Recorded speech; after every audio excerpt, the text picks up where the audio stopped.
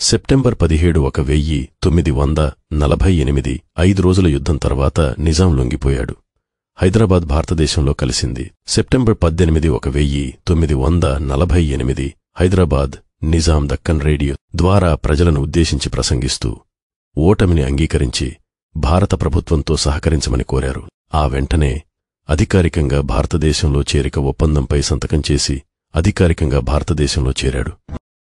ఇది కొందరికి సైనిక చర్య, మరికొందరికి రాజకీయ అవసరం. కాని పటేల్కు ఇది విధి.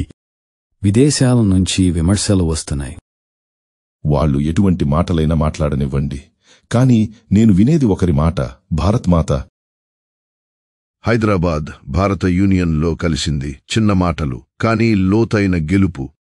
పటేల్ 560 కంటే ఎక్కువ సంస్థానాలను ఐక్యభారతంలో కలిపారు. కాని హైదరాబాద్ అది కఠినమైనది, అత్యంత ప్రమాదకరమైనది.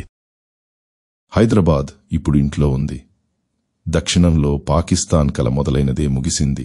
ఐక్యత గెలిచింది. భారత్ ఒకటిగా ఊపిరి పీలుస్తోంది.